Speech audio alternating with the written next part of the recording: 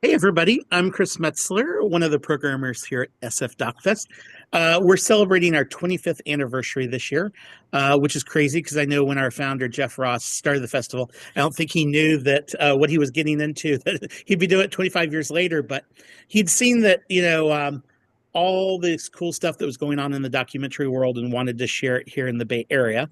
And we've continued that tradition over the decades.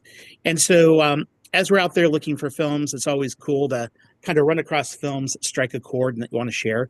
But then also sometimes serendipity intervenes, and there's kind of Bay Area connections to the film, and so you get that in triplicate here.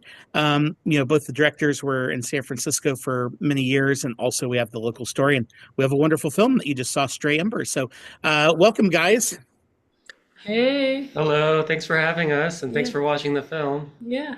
Thank you, Chris. Most definitely. Well, it's a really terrific film and neat to have it as part of the festival. I imagine many people often wonder, why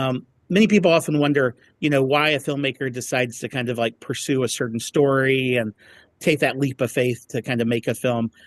So, what was the catalyst and inspiration for you guys wanting to capture the story that we see in Stray Embers? Yeah, we first headed to Paradise just after the fire as journalists. We were formerly video journalists at the San Francisco Chronicle, and we had left that job and we were freelancing. So we went there to do a short film for The Guardian. And when we were there, we met some of the folks that you see in the film, Brad, Mick, Norma, Lenny. And we were just really, really drawn to them and their community. And we wanted to see what would happen over the long term, like after all the cameras went away, when we would normally leave the scene, like what is the long term effect of wildfire or living through a climate disaster like this? So that was the catalyst, and we just kept with it. Yeah, we met Brad just a few days after the fire, and it was just a surreal experience kind of standing in his backyard in his intact garden with like roses blooming, and then looking out and seeing kind of this huge disaster. And he was so warm and gracious and open door with us that we were just kind of drawn to continue returning. That's cool. And so, when you decided to kind of pivot from your kind of role as kind of journalist to kind of making a documentary, were there different considerations that you had in the way that you wanted to approach the storytelling? It's a very artful film, and so yeah, like how would you say that you kind of approach the story differently? As kind of your work as journalist versus the work that we see in the film. It's a really good question. I think for a long time, just working as journalists, there's like a set of standards and ethical standards that are very important to comply with. And having left the Chronicle, I think, we still have our ethics and values, of course, but I think we were really looking to follow our intuition and just to like be more people and relate to people in the film, and then kind of film what we were interested and curious about, without having kind of like a really driving issue. So as a result, I mean, we ended up filming over the course of 5 years, just because we found the people so warm and captivating and interesting. So I think it was really like following our intuition was our guide.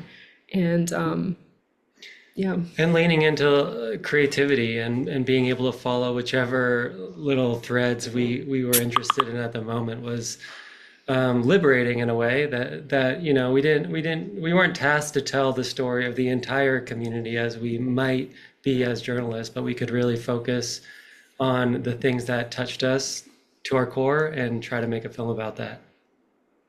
Neat. And obviously there were so many different things evolving day to day and month to month over the course of the film. Was there, how did you kind of keep focused during those 5 years? And then also, what was the biggest surprise you think over the course of the making of the film? How do we keep our focus? I mean, I think it was just like our curiosity and passion and really caring for this community and feeling like a part of it. That's what kept us returning again and again. Um, and just like the belief that there's something interesting and important about following like and making a film about that more day-to-day rhythms, like, less huge topics and more about like how do these people really rebuild their community over time and what does that look like? I think that's kind of what kept us going back.